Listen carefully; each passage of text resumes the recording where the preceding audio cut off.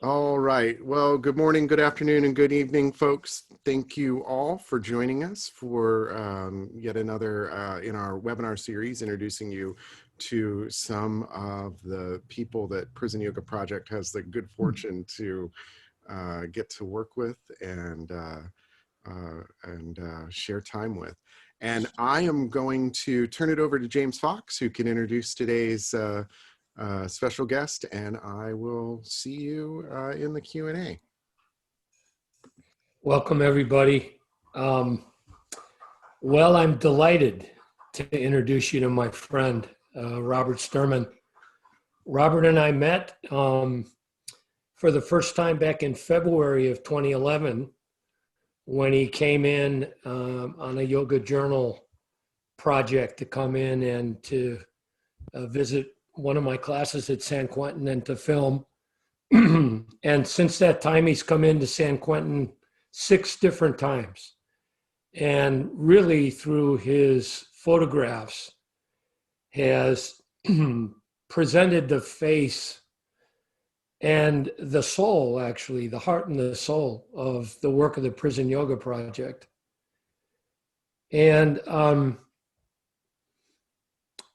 what I'd like to say is that Robert's photos reflect the dignity and the humanity and the resilience of incarcerated people, which you don't often see, particularly in the media.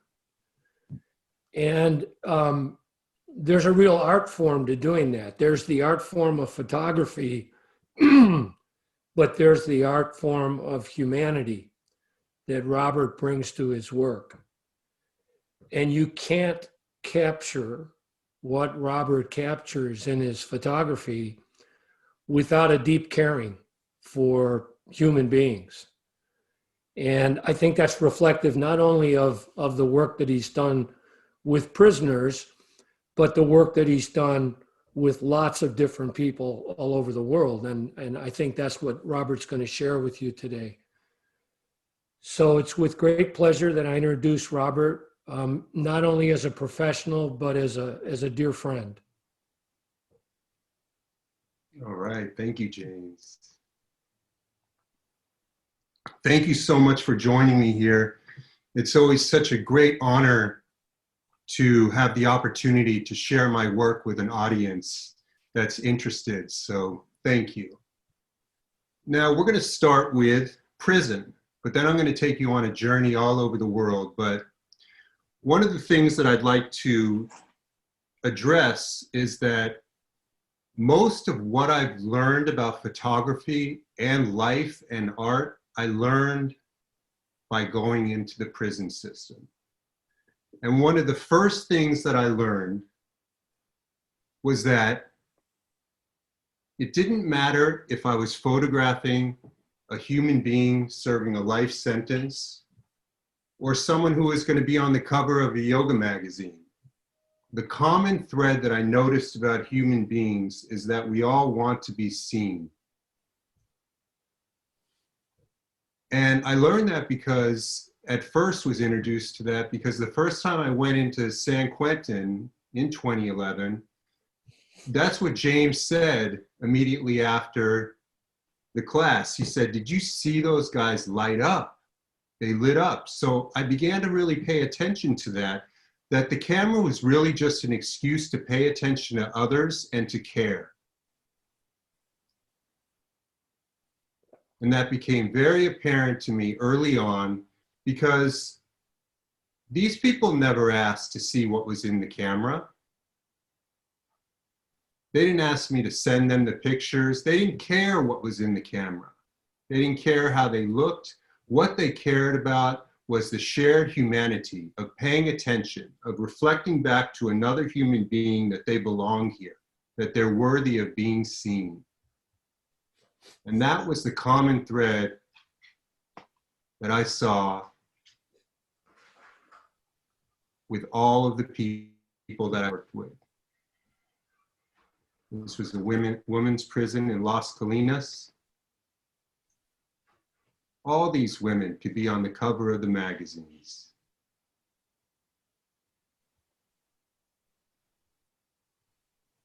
The second thing that I learned was that photographs truly have the potential to change the world. What a photograph is an idea. It's like in 2011, I don't think the masses were aware that yoga was going on in the prison system.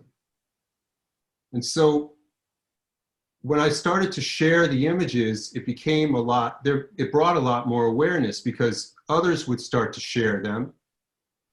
And magazines would write articles about what's going on. People would blog about it. And it was just very, very fascinating and new information. It was an idea. And not only was it an idea that yoga is going on in the prison system, it's a great idea. So what I realized was that I could make photographs that people could feel and they would remember that. And if enough people see it and continue to see these ideas, it starts to become the fabric of the culture. It starts to become normalized. This is a pose you're going to see throughout this presentation because it's something that happens in every class I've ever been to with Prison Yoga Project, even in Mexico. And I had learned it, and it was already my favorite pose, and my teacher had called it honey in the heart, fire in the belly. And even though the teacher, James, would direct them, it almost was so scientifically sequenced that there were no words. It just was it's a natural pose to go to just stop, feel, and be still, and take it in.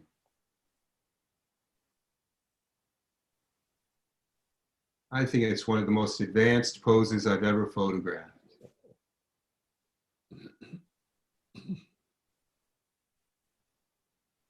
They're all in.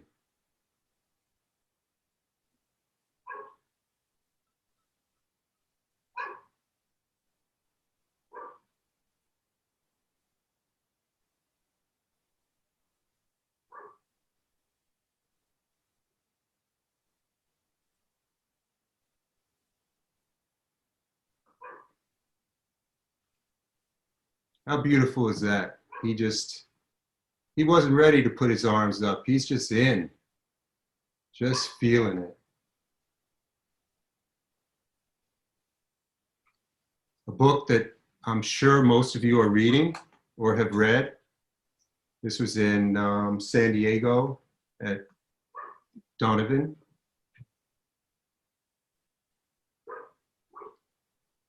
And you know, the conditions are not ideal. This was one of the, you know, finding a way to practice in this cell was just, I think, 5 feet by 8 feet or 9 feet, and just making the best of things. And another thing I learned is like, just stop complaining about anything. This was the coldest floor I've ever experienced. This was at DVI. And they generated heat, but nobody complained. So I walked out of that prison and I decided I was never gonna complain about ridiculous things like the temperature being too warm in the room or someone being too close to me in the room or any of that stuff. Just accept it. And another thing that I was fascinated by is because I had spent a lot of time watching prison documentaries, which really sensationalizes things. But one of the things that they often talk about is how races don't mix and you don't close your eyes in the open prison environment. And those two things I never saw followed in the yoga room, in all of the yoga rooms that I've been to with Prison Yoga Project.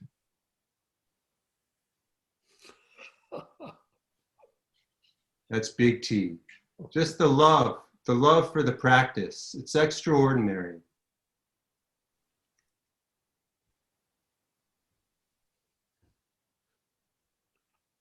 This gentleman was this was one of the early times that I came into San Quentin, and I photographed veterans who were also serving time. You can only imagine how hard it must be to come back from war and to reintegrate into society. Anyways, when I come to a class, it's a little off their schedule, because they leave time for if I bring a writer. And so time was going on, and I was clicking away, and all of a sudden, about 30, 40 minutes in, this guy screams, "What about our yoga nidra?" And I just felt so bad, because I knew because I was there, it was cutting into the yoga nidra. And that's how sacred it is to them, to be able to have this practice and the meditation and the healing. And there he is after yoga nidra.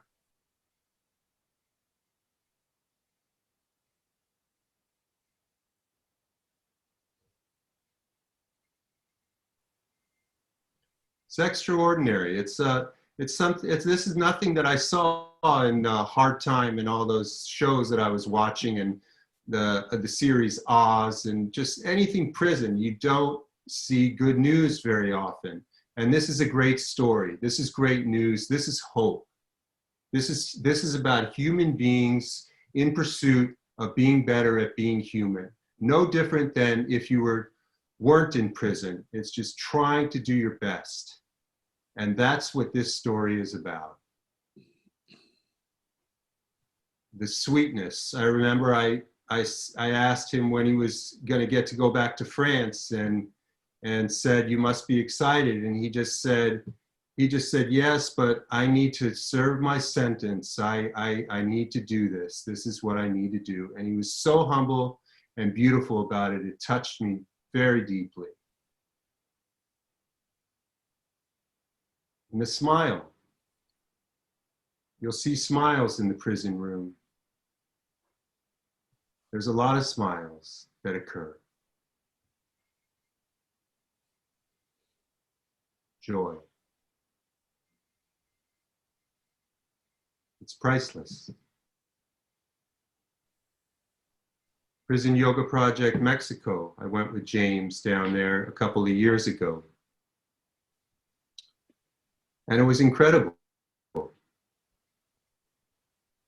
Just finding space, freedom, something inside, just finding a way to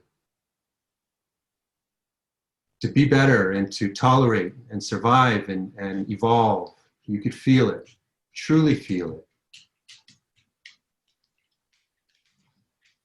It was outside Mexico City, where we went through about 7 checkpoints to get to the yoga room. And we all had our own personal guard.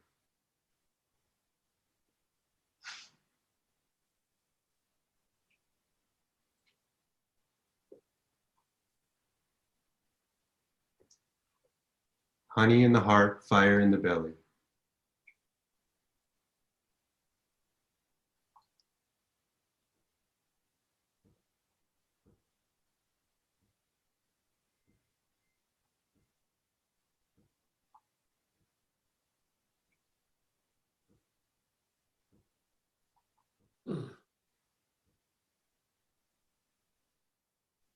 Yep, the guard is smiling. I think there's a little more warmth in between the relationships with the female guards. A lot of support. And the extraordinary thing about this prison outside of Mexico City that took us 7 checkpoints to get to the yoga room was that they were able to bring their families to practice with them. And you just know that that was helping them heal so much. Very humane thing to do.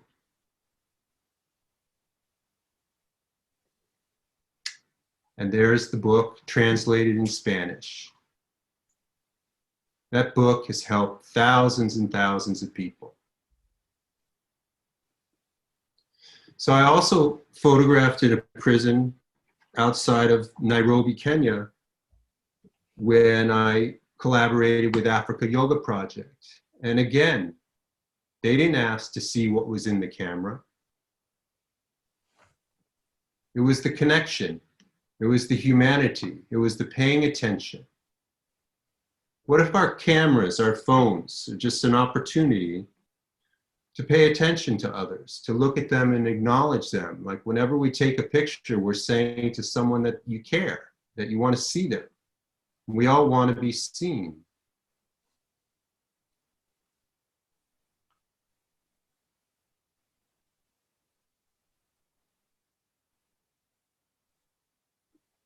This is very different than a prison in America. When I walked in, they were cooking lunch outside where the yoga room was, outdoor yoga room was, and a few of them had long knives, and it was just, it's something that you don't see. And there was a lot of love. A lot of love, a lot of trust. After class, they all drew pictures about what was in their heart. And that's when I learned that most of the women that were in this program were living with the HIV virus. So we care. That's what we do.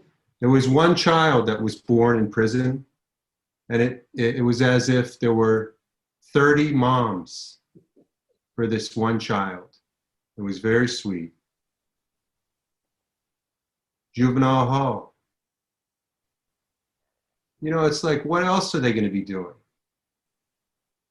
Yoga is the greatest idea in the world for prison. And I wanted to make it so normalized through photographs that eventually the conversation would be, of course they're doing yoga in the prison system. What else would they be doing? Yoga. So the third thing I learned, which would inspire my entire career, was after the first time I went into this prison in DVI, I met with the Warden Coco Salinas, who used to be a guard at San Quentin, actually. And she said many things, but one of the things that would really stick with me, that would inspire my work in prison and everywhere else in the world, is she said, I noticed that the guys who do the yoga make better choices. I know I make better choices. And that's enough there. That sentence, enough, was fuel to take me around the world photographing all of humanity in pursuit of being their best. Better choices. So I'm going to back up a few here and explain to you how I got here. When I was, first I was a photographer in high school, and then I became a painter in college because I liked the idea that you could have the power to create anything from your imagination. So I learned painting and drawing. And then when I was 19 years old, I apprenticed to a master photographer, and he taught me a technique that integrated painting and photography. And that was a Polaroid of photography, in which I used an instant Polaroid camera. And right when the film would come out of the camera, I would warm it up in the sun and carve into the surface and accentuate the lines and the forms before the chemistry would dry. So this was long before well, not that long before, but before that sentence, I'll fix it later in Photoshop, was invented. So what this taught me to do was pay attention. And this was the beginning of what I would develop in a concept called the yoga of seeing, in which it's really just about paying attention and noticing things and caring.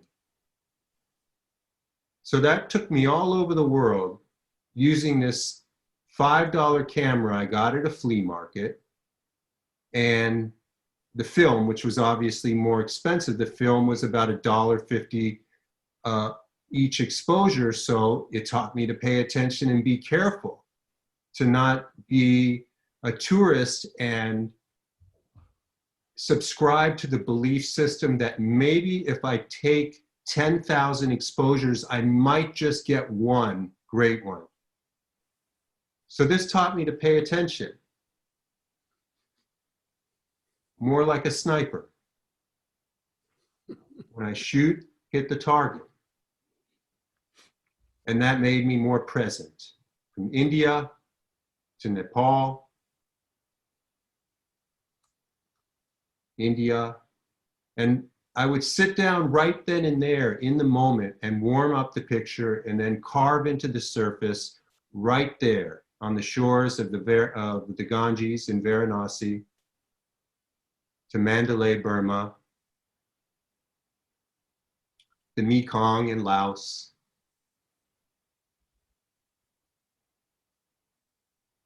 Kathmandu Valley, Pokhara, Nepal, just waiting for the decisive moment.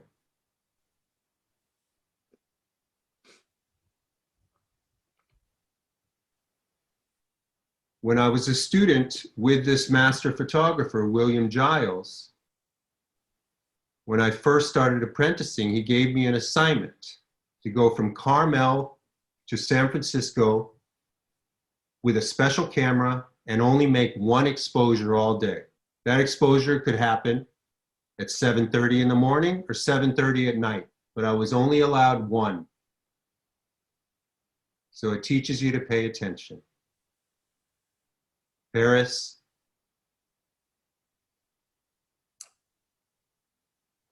Rome, Warsaw, Poland, Venice, Italy, San Francisco, New Mexico, Memphis, Tennessee,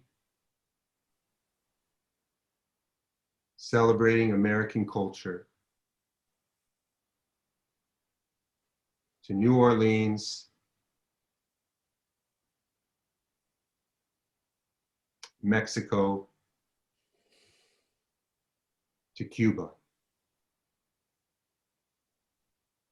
And after I did this Cuba series, the Grammy Awards took notice of my work.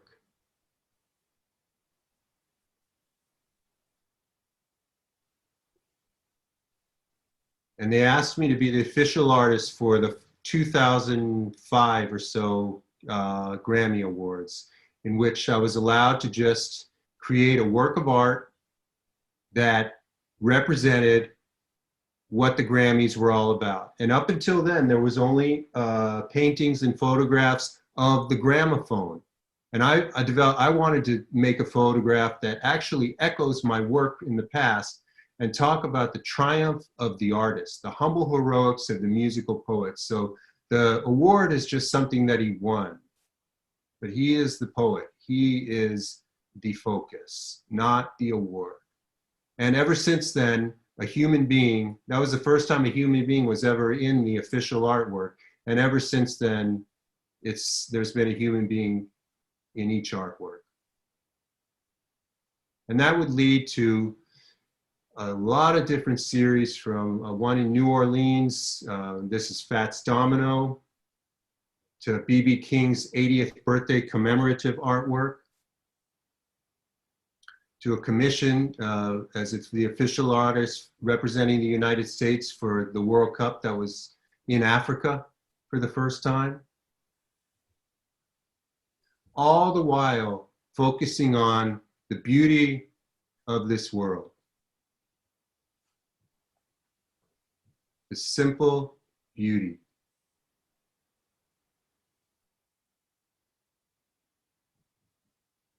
We can never remind each other enough how beautiful this place is.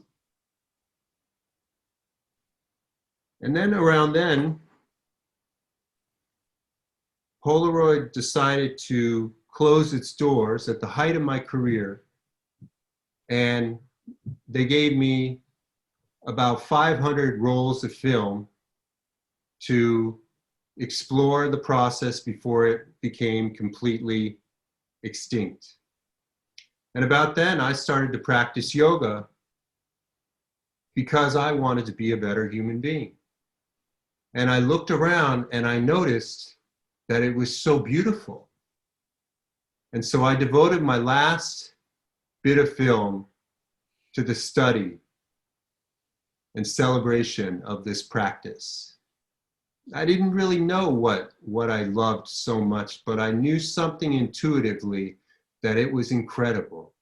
And so I was in Venice, California, and I just photographed everybody that I knew that was practicing teaching yoga in the Venice, Santa Monica area. And I noticed this reaching, this heart opening. And I felt like I could tell the story of what it meant to be human. And then the film ran out. And that was about the time I was invited into my first prison. And so I got a digital camera and I just had to relearn photography. But I went from using a very temperamental $5 camera that you really had to concentrate with to using this digital camera that was incredible, and I could make more, rather than one picture every 3 hours, I could make 2,300 in 1 hour. So the Polaroid taught me to slow down, pay attention, and not make mistakes. Be present. And so I started photographing yoga, the beauty.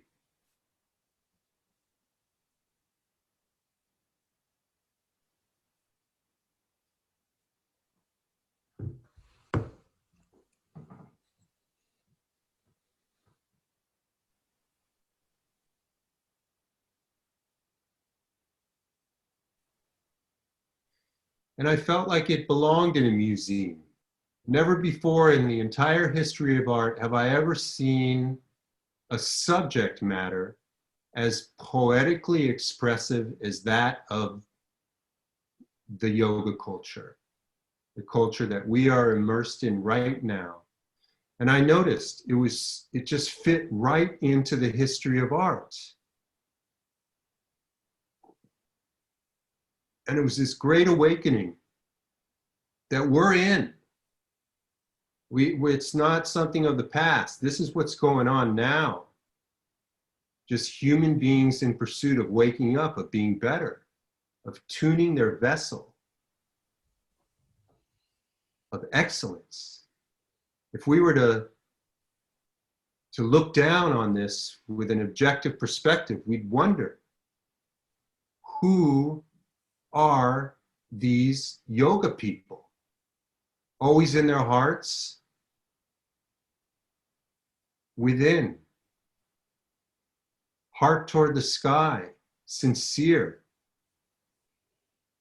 opening,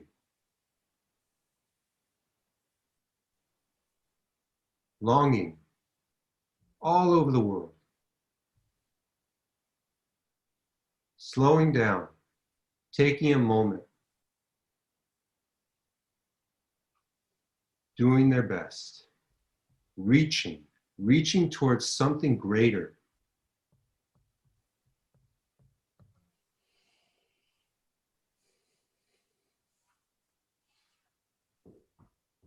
Reaching, longing, opening.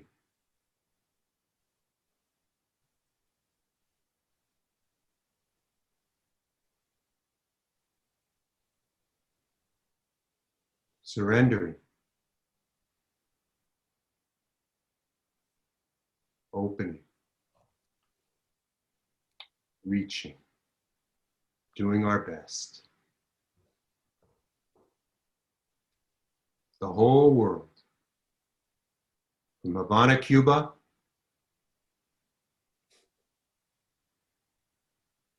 to New York, reaching, opening. Chicago, Florence, Italy.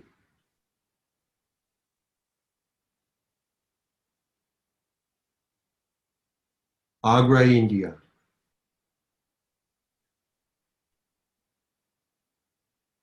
Slowing down, taking a moment. Maasai warriors at the foothills of Mount Kilimanjaro, reaching.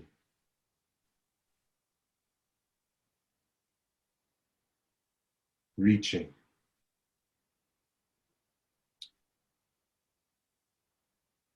A tribe in the Grand Canyon, the Havasupai tribe, medicine man. Deep in the heart of Mexico, Azteca.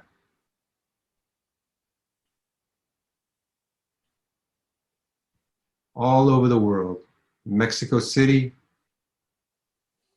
to El Ranchero in Baja California. Realizing that there's more, that this meditation and yoga really help the life experience. A child on her way to school, reaching, showing me she's got the moves. Grandpa, the late Tao Porchon Lynch, who passed away at 101 years old. This was when she was 100. Game changing. A soldier in Israel. Jerusalem.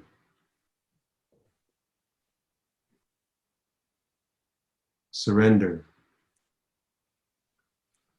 Nairobi, Kenya. Reaching.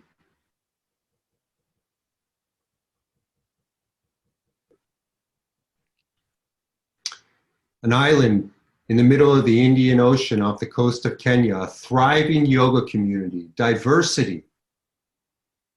I realized that there was diversity, that it was not homogenous like the magazines had conditioned us to believe. And I wanted to tell that story.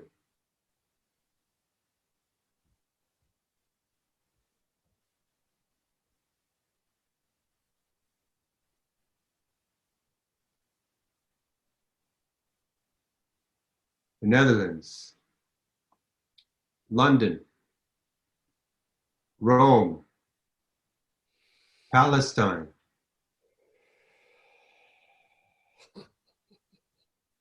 Skid Row, Los Angeles, a gentleman who did a teacher training scholarship with Yoga Works and then just teaches to whoever wants to learn on Skid Row, Eduardo. San Francisco, the house painter, the electrician, Army, reaching, the Navy, the Air Force, and the Marines, all waking up, finding a way to deal with this life, this trauma, this experience, this finding tools, acquiring tools, the Coast Guard. They usually get left out. The flight attendant, Sukhothai, Thailand,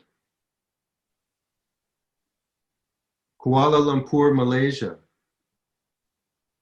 schoolyards across the world, from Boyle Heights, Los Angeles, California, learning tools, an arsenal to be prepared for this world, what's ahead. This is not an easy world. Meditation. To Nairobi, orphanages in Nairobi, providing human beings with the tools, survival tools, so they can thrive and process the trauma.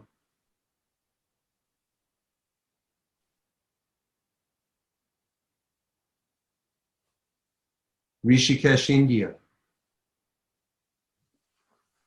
The Braille Institute in Los Angeles, California. This woman said yoga makes her want to live. 97 years old. Angela. The generosity of a human being allowing me to see them with my camera when they don't even know what a photograph is. So therefore, it's not about that. It's about the connection. It's about paying attention. It's about caring.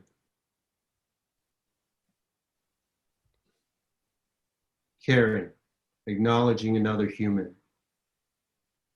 It's very important. Doctors, surgeons,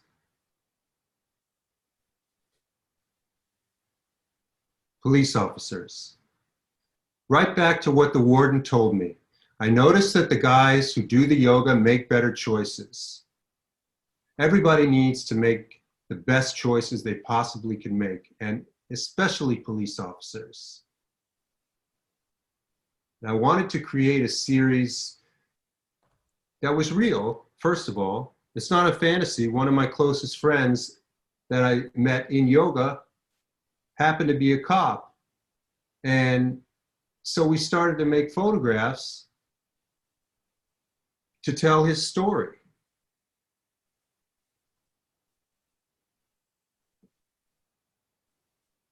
And I wanted to tell a story about police officers that give them permission to become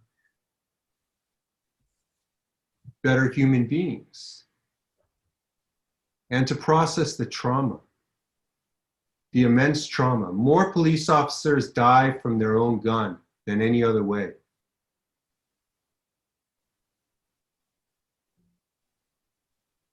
Again, honey in the heart, fire in the belly.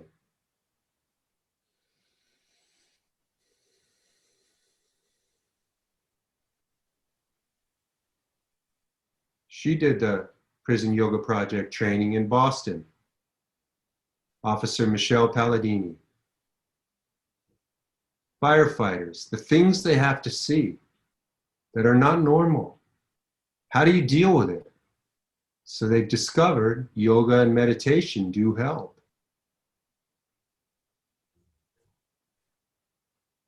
They save lives, and yoga helps them save their own lives.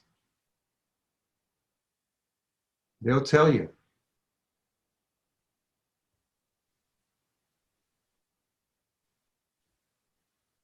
Breast cancer survivors. Finding a way to process the trauma. With this series, I wanted to do a series in which I just was the cameraman and allowed space for human beings to tell their story. And the story was being proud, releasing shame, that scars are beautiful. It's a new world. You don't need to walk around being ashamed. So this was Yulati, the first breast cancer survivor I photographed 8 years ago. And this was last year. Yoga heals, meditation heals. This is proof. This is Laki 8 years ago. And this is a few weeks ago.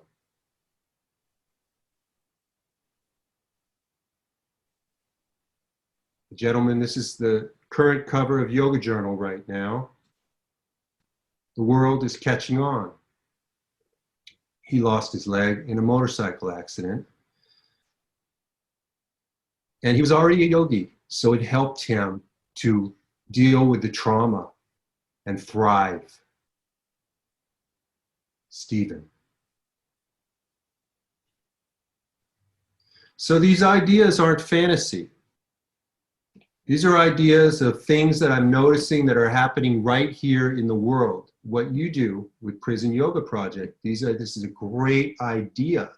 And it's focusing on what's working in this world and celebrating that and watering it so that it grows into a massive field. And that's what our photographs do, our thoughts do, our intentions. Every time we teach someone, every time we care. It waters that field. Adrienne, she lost her leg as a spectator in the Boston Marathon when the bomb went off. A few weeks after losing her leg, she decided she was going to become a marathon runner. She hated running. She started yoga and started running. There she is at the finish line. Extraordinary people. Veterans. Approximately over 20 American veterans, soldiers, commit suicide every day. But I've never met a veteran who has embraced the practice, who doesn't have their head on straight.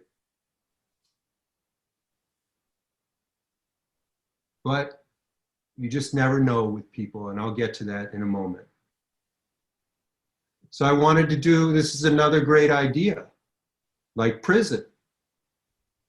Okay, well, how could they process this trauma? They weren't trained in elementary school what to do if they see their best friend killed or if they lose their legs.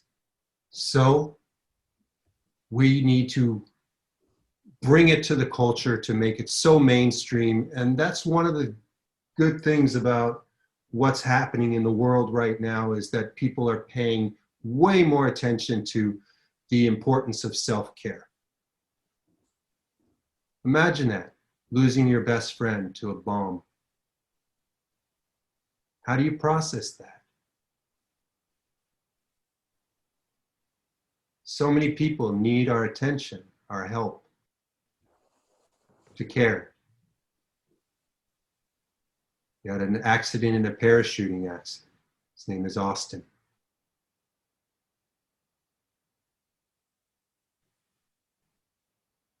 The Air Force.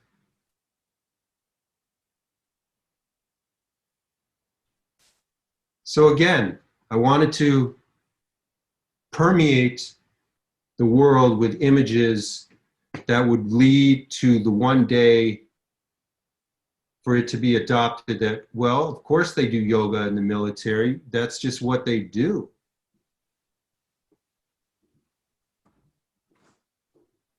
West Point. Teach them while they're young. Provide them with the tools. They're going to see some stuff.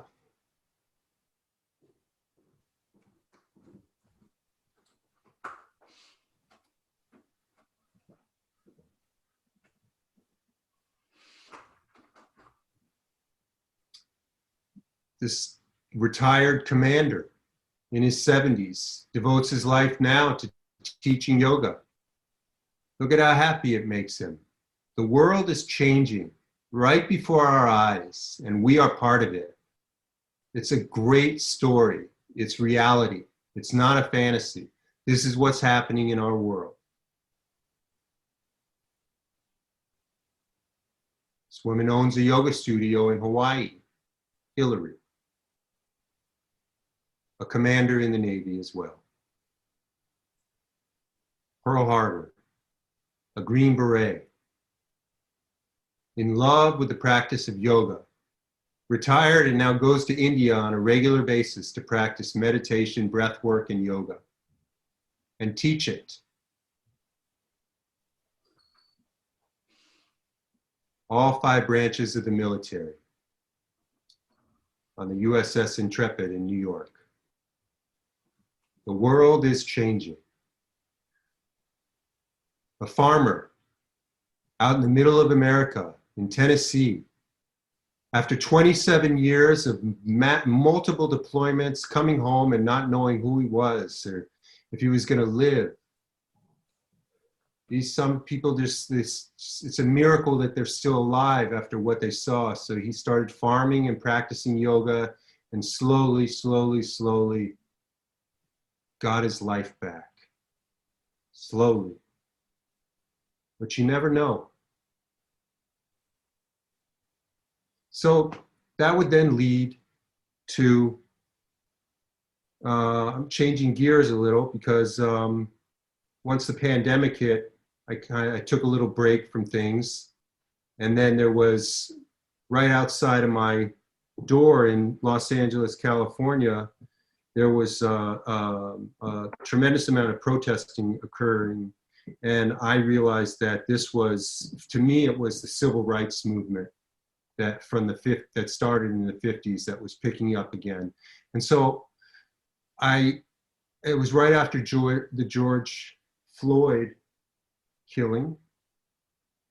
And I was at my studio and I heard outside, I mean, a couple miles away, but just sirens, so many sirens and just chaos, tons of chaos, because that was when all the protesting was going, and then there was also looting that was occurring, and massive conflict and clashing between civilians and police officers, and the National Guard was coming in as well. And so it occurred to me that, you know, that this is probably one of the most important moments in my career or in my lifetime to photograph. And when I was a student with that same professor that I was telling you about that taught me the Polaroid process, when he was about my age, and he followed Dr. Martin Luther King in the South, and he had this one portrait of a shoe shine boy, and on his shoe shine kit it said Jimmy, and it was a very touching black and white portrait. And I said, well, what happened to Jimmy? And he said he was beat to death by the authorities. And in that moment, I just thought, wow, this is amazing. This, first of all, my heart broke, but also this is amazing that he had the opportunity to photograph this and be part of this. So for me, it was a no-brainer. I stayed up all night. I watched documentaries on war photography and how to be a photojournalist and all that, because it was really important to me, because, you know, yoga philosophy teaches us that we are all the same. Yet the reality is not a reflection of that. And that was what inspired me to go out and document this.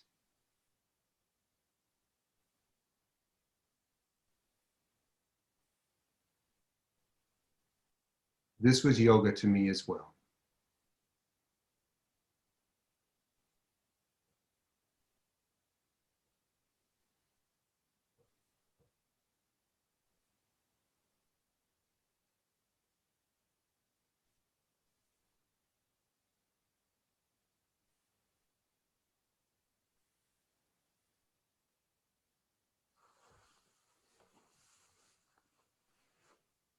A church woman coming out to support with flowers. Minister.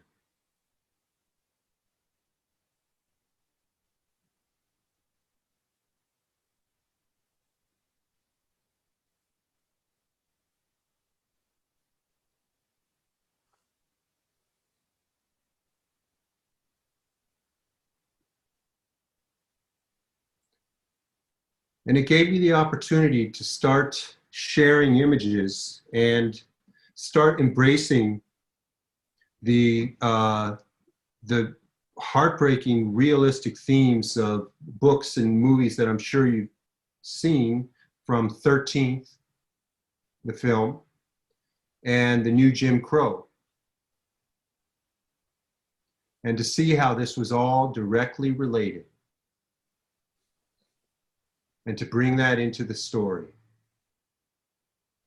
which is still developing, and we get to be pioneers of that and perpetuate it and educate people and live it.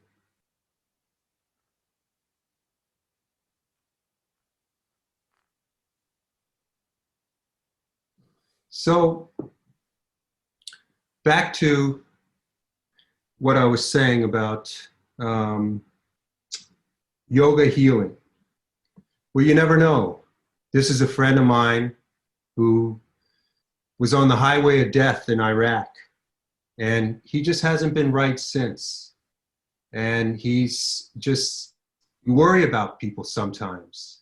Even though he embraced the practice, there's just still, and it probably extended his life a few years, but there's still that worry that one day I'm going to get a call. And it happens. This was a gentleman that just recently passed away, who I was able to photograph. His name was Adam Verdu. And James was very close to him. James was like a father to him. And just a couple weeks ago, we received news that he overdosed on drugs. But you know, it just seemed like he really had it together. So you just never know. Trauma is so intense. There's a high price for caring, but you have no choice.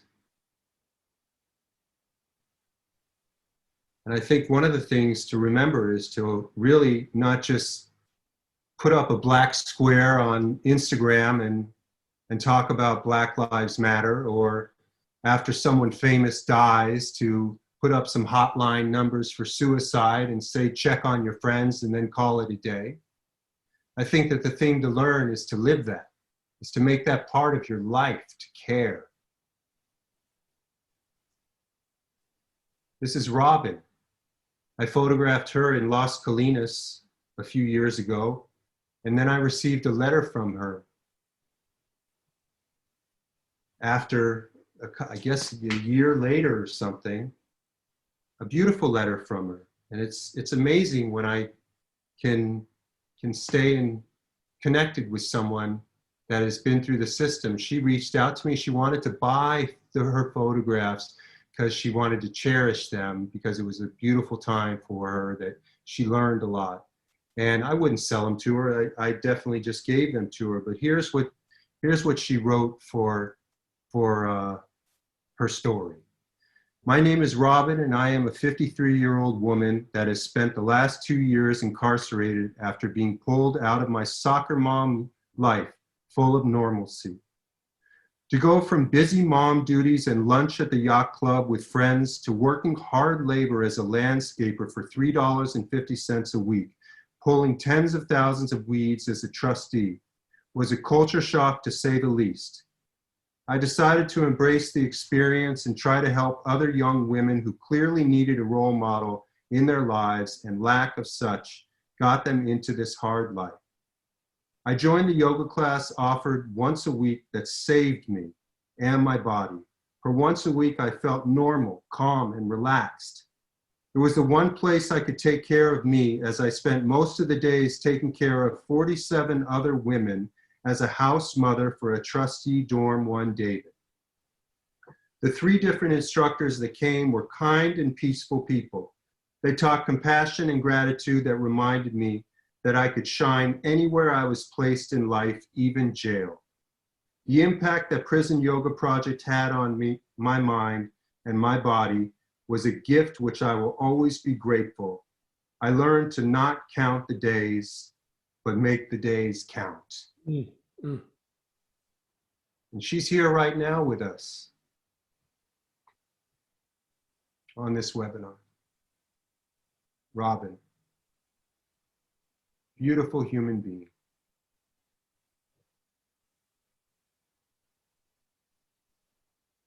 Even the sheriff there, this was the first guard that I met that when I spoke to her, she's like, oh yeah, I finished my teacher training next week.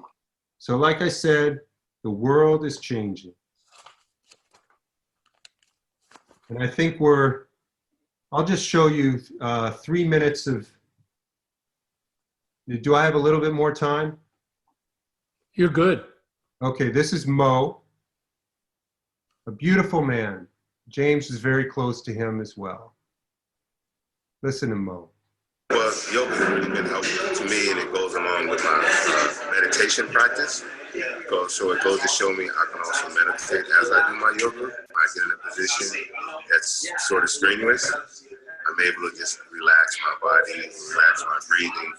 I'm able to take the position in more, and I'm able to stay more focused as well. I really like the energy it gives, and you don't really get bulky or anything, but you have that strength. You have that strength inside, and the mental impact that it plays on me is it's really enjoyable to be able to have a good sweat, and I'm not running around or anything like that.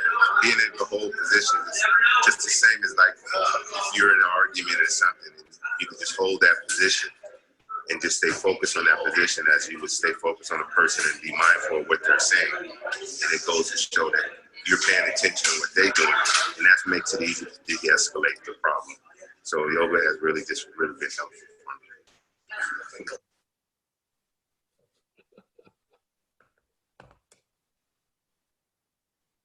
Once in a while after class, I do a 1-minute interview with people. Here's another one from Las Colinas. Yoga has allowed me over the years to find my center, find my ground. It allows myself to take a look at my edge. It has given me an opportunity to work in and out of my comfort zone, and that promotes good feeling for myself to give to other people and to instill a sense of peace in myself and in my community as well. And I've been teaching yoga for like 20 years. I'm a little out of practice because I've been in jail for almost 3 years, but I'm coming back to who I am, and I'm allowed to do that at my own pace through the practice of yoga.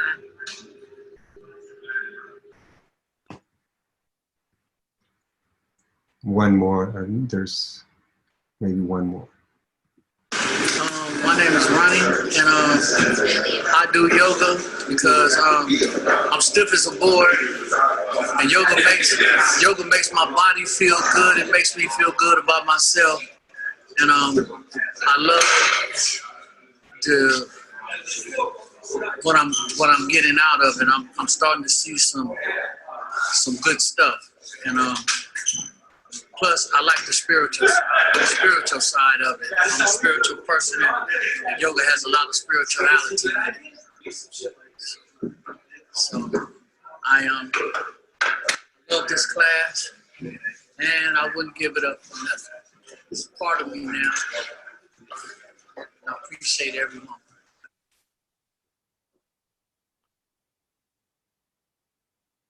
And the way it comes across and what he has taught us, what has been very special to me. So the practice is very important here.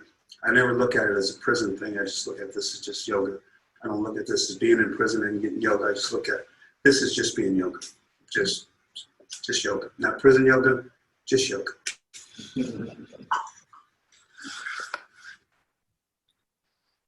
All right. I think I'll end on that note.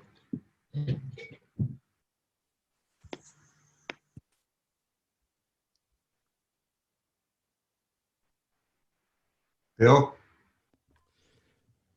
I'm so touched. I had no idea.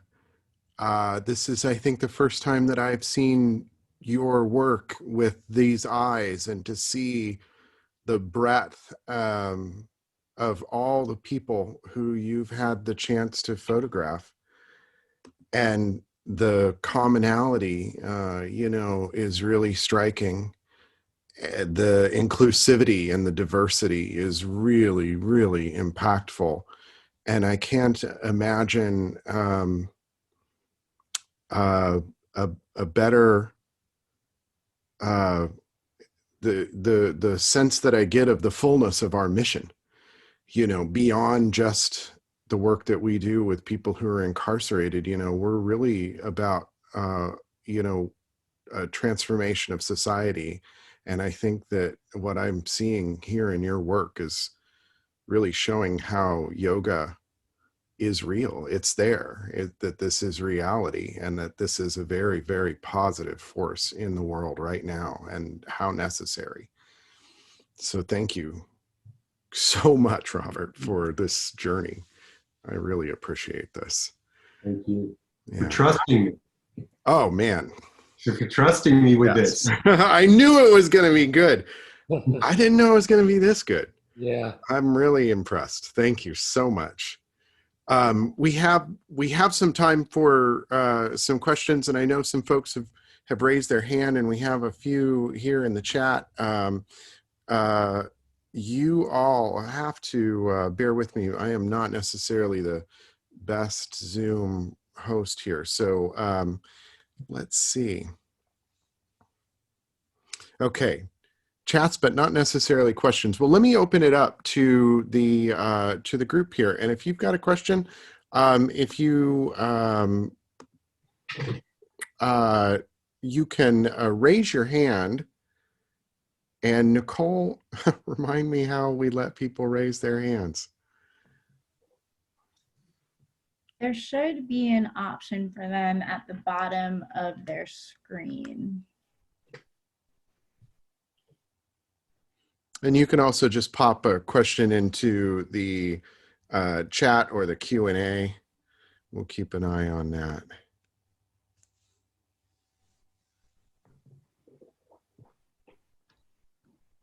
I thought as folks maybe have time to collect their questions, since that was a lot of like just a lot to take in every good way. Robert, I kind of had a question for you. Sure. Yeah, so as I was just watching you capture everything, I was thinking that you might have the ability to offer us advice about how we can portray the work that we do to the outside world. So it doesn't necessarily have to be through photos, but as people that go inside, what is your advice for how we capture the beauty, the essence of yoga on the inside to people that might not understand? I would imagine just human stories, that things that have really touched you directly, that you could share the story if you're allowed to share the story. Because that's what how people, I think, respond really well to being touched. Yeah, thank you. You know? Or there's a few TED Talks that came out of San Quentin, and you could also share those with people. The one gentleman that spoke in the video, Mo Washington, you could YouTube that, and it's an incredible talk, 15-minute talk about how he was involved with a gang, and just, it's beautiful. I am going to look for that right now on YouTube and drop it in the chat box for folks. Thank you. I did not know about that one with him.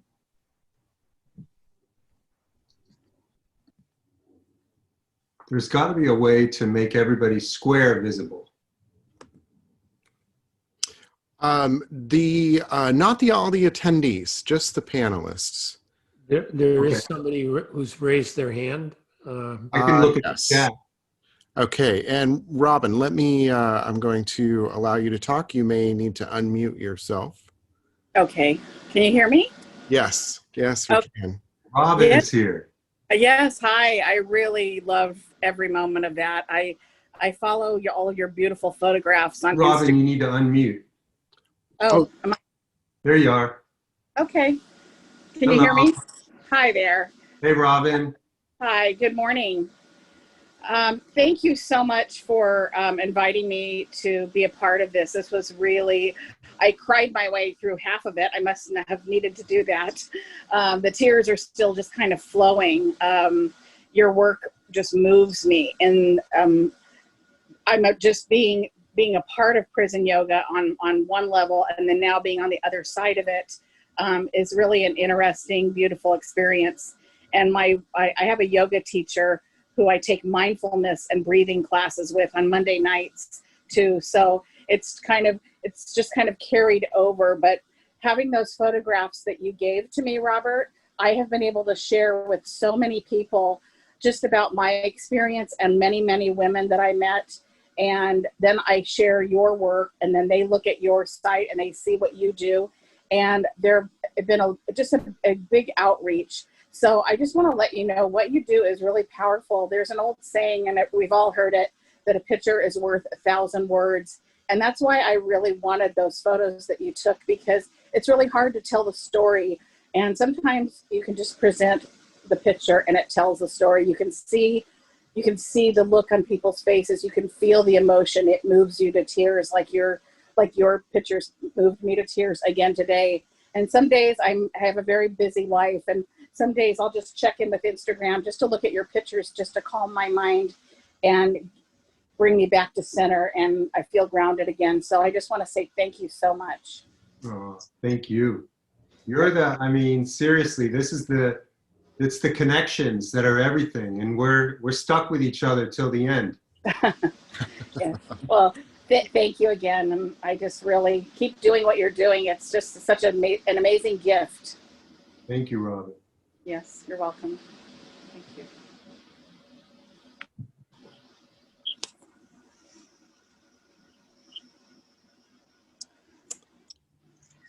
Robert, what I was so impacted with, when I first became a teacher 20 years ago, it was with the intention to bring yoga to people who weren't being exposed to yoga. And in seeing your presentation and knowing who you are truly a global ambassador for yoga. And particularly when I say that, not just public yoga, not just the face of public yoga. I mean, I know you do things for public yoga in terms of you're a photographer for Yoga Journal and things like that. But I think your presentation demonstrates how you have been able to reach into all different segments of society and demonstrate the healing power of yoga. So somehow I'm going to nominate you as a global ambassador for yoga. Maybe if there's a political change in this country, we'll be able to establish a position of U.S. global ambassador for yoga, Mr. Robert Sturman. Thank you, brother. It's so interesting because I was always very fascinated with National Geographic photographers and what the work that they did. And then somehow it occurred to me that I could embrace all of humanity just using yoga was just an excuse, because it's so, first of all, it's so pretty, just the expression, the heart opening expression, but just the diversity. Being able to have an excuse, that's the jewel of the ambassador, is that it takes you anywhere. It goes beyond boundaries and walls and borders. Like, oh yeah, that James Fox guy yeah, I know James Fox, all over the world you can have these conversations because there's no country with any of this stuff. It's just human beings trying to be better. Trying to enrich their lives. Well, you're demonstrating the democratization of yoga. I mean, it's not easy in these days, particularly for a lot of people who are involved in yoga and are social activists, to then see police officers doing yoga. Yeah. And to get away from the us and them, which you very effectively do, in the way that you're portraying military veterans, police officers, and to really demonstrate that the real core, and you brought this out in your presentation, that the real core of yoga philosophy is non-duality. There is no us and them, there's just us. And what separates you from others basically draws one to look inside. So that healing, that's a universal healing for anybody in terms of really looking at how they may operate in this dualistic way. Thank you.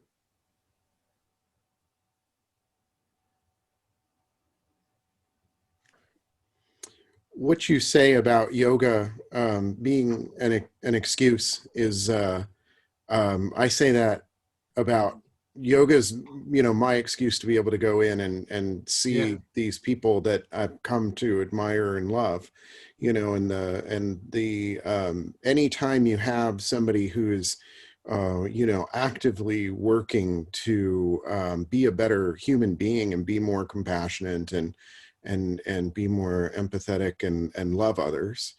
It's good to be with that energy. And this is what I feel when I get to go in and facilitate a class inside.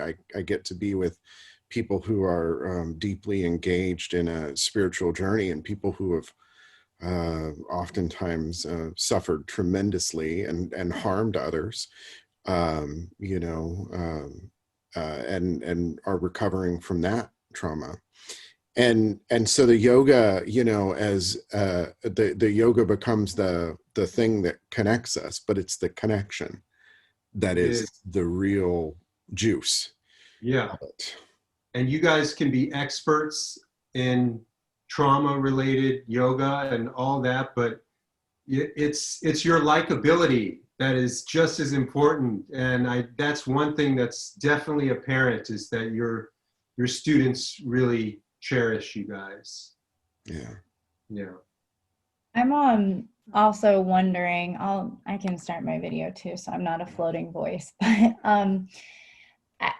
as you're talking, I'm thinking about how there have been many other people that have reached out to us about wanting to capture photos inside, either like chapter directors or photographers that are local. And so I didn't know if you could speak a little bit about your experience going inside, like following the protocols of the correctional facilities, and also, like, you know, how you talk to these people about capturing their photograph, because it can be really sensitive as well. So I'd love to hear about that. Well,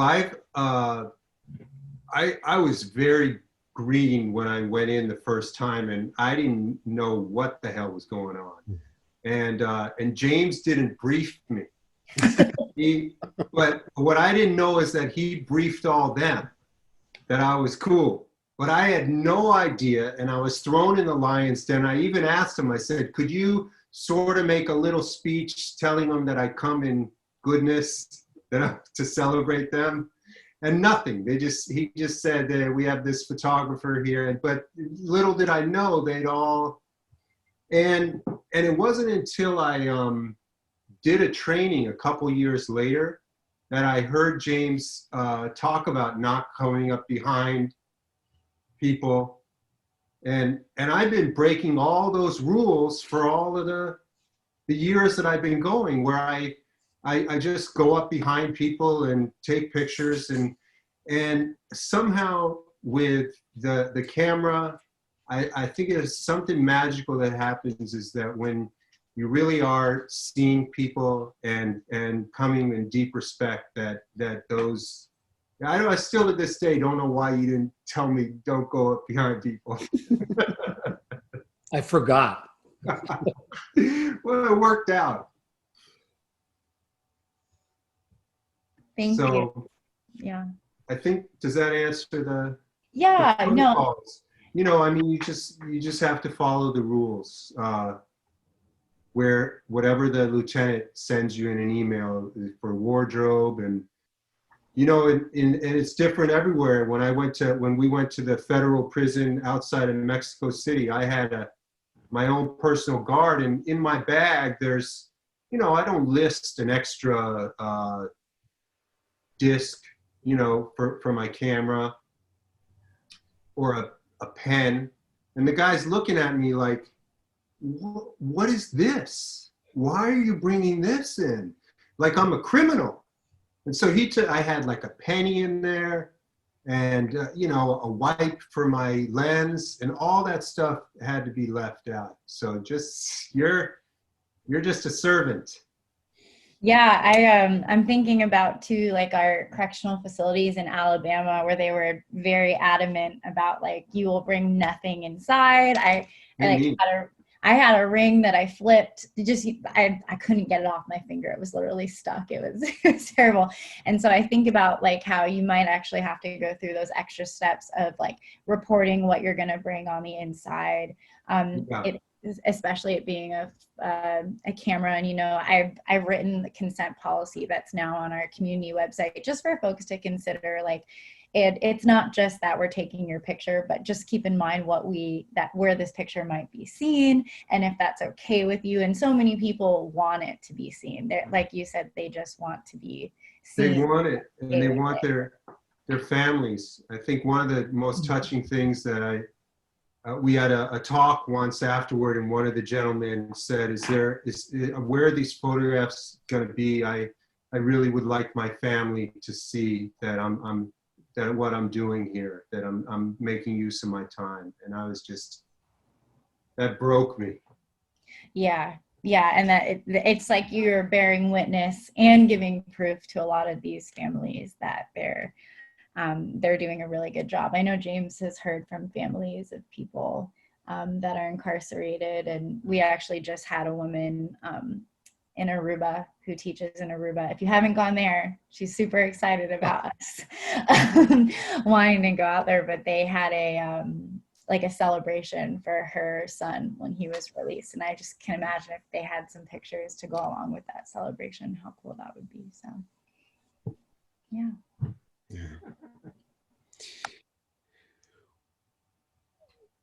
We have just a few more minutes if anybody has a question, but I really just, again, Robert, it stands out to me that, how important your mission really is, as James was saying, in democratizing yoga. And really, I think that,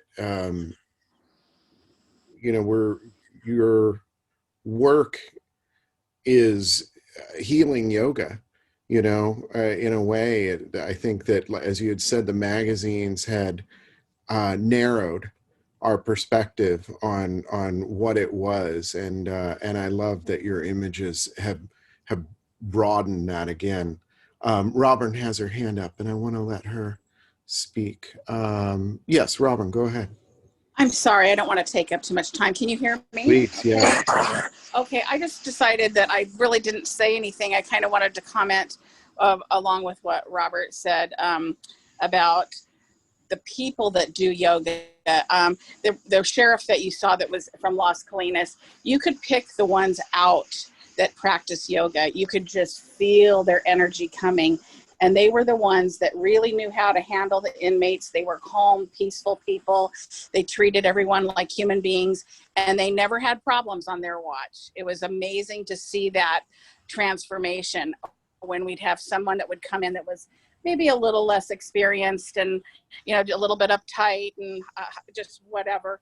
And then there'd be chaos and problems and things, and then you'd have the peaceful person come in. It was just, I spent 2 years there, so to see things over and over and over, it really resonates with me, with what you were saying, that the yoga really makes it's the changes. It changes who you are, and it makes you a better person, and you recognize each other, and you see it.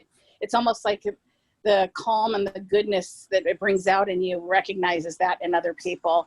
And I just want to say there are women and men all over right now probably that can't have it. I stay in touch with 35 to 36 women that are still there. We correspond weekly, and they really miss the yoga classes, and they're doing it in their cells. They're doing it on concrete floors. They say, Miss Robin, I'm doing the yoga, and I'm trying to quiet my mind, but all the women are screaming and doing and whatever, and they have to do it under those conditions. So I just want to say that, what you bring into the system, you're teaching a lot of young people that will carry that throughout their whole lives. And I've met a lot of young women for dinner or lunch now. I meet them and try to help them as they get out. And I tell them, here, you want to join this yoga practice and keep it going. And they're doing it. It means a lot to them. So I just wanted to share that. Thank you. Thank you for, Robert. Thanks very much. yeah, thank you for being of service to these women as they're re-entering society, and for staying in contact like that. Oh my gosh, it's a blessing for me. I'm blessed to know these wonderful people, and thank you. Yeah. Wonderful.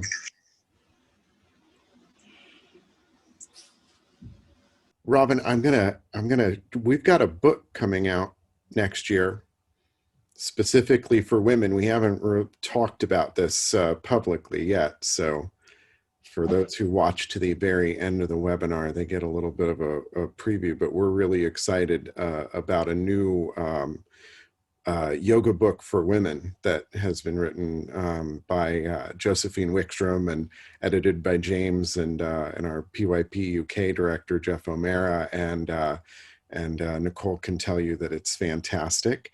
And we're really super excited about that. So please stay in touch and make sure that you're aware when that's released so that you can help get that into the hands of these women that you're staying in touch with. I would absolutely love that. I created a special Facebook page just for the women that I met. And right now there's 389 women on there that are free and out and living their lives. So I would love to do that. It would be my honor to do that. So yes, I would, however I can keep in the loop that way. And I'm not familiar with Mr. Fox, but thank you. If you're part of the Prison Yoga Project, however you all are connected, thank you for everything that you do. I was focusing on Robert because I love him and his work, but I want to just thank the Prison Yoga Project for all you do. It makes such an incredible difference, and it's a beautiful gift. And just even if it's hard to get into these facilities, just keep at it, because it really it makes all the difference in the world for the people like me. So thank you. Yeah, thank you. Thanks, Robin. Okay. Robin, who were your instructors there? Who were the facilitators? Kate Bechtel, which I love her. She's just amazing. Grease Alves. Yep.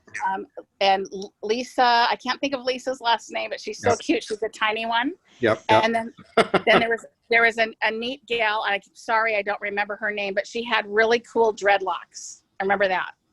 Okay. So yeah. So yep. Those are the four that I knew. But yes. Awesome. I want to let them know that you're thriving. I am. Yes. Yeah. Please do. Thank you. Yeah, fantastic. Robin, what is the Facebook page called that you mentioned? Oh, it's just my personal Facebook page that I created just for the women. It's only that way I can just they feel safe talking about anything. So it's not on my regular Facebook page that we're people that they don't know and that sort of thing. So it's just us together where they can talk freely. Yeah. Great. Cool. Yeah. Well, we want to. I think we want to make sure that, like, if there are any resources that we've got, that you'll be able to share that with that group. Please. So I'm going to get your email from Robert, and we'll get in touch after this. Okay, that sounds great. Thank you so much. All right. Thank you. Fantastic. All right, folks, I think that will do it for us today. Thank you all so much for joining us. And I'm very excited to get this into the our webinar archive and out into the world, because this feels so very important. And Robert, thanks so much for your presentation and for your heart, for the honey in your heart and the fire in your belly. And please keep up the work. Thank you so much. Thank you. All right. Namaste. Thank you. Thank you, Roberto. Thank you. Thank you. Bye. Bye, Namaste. Robin.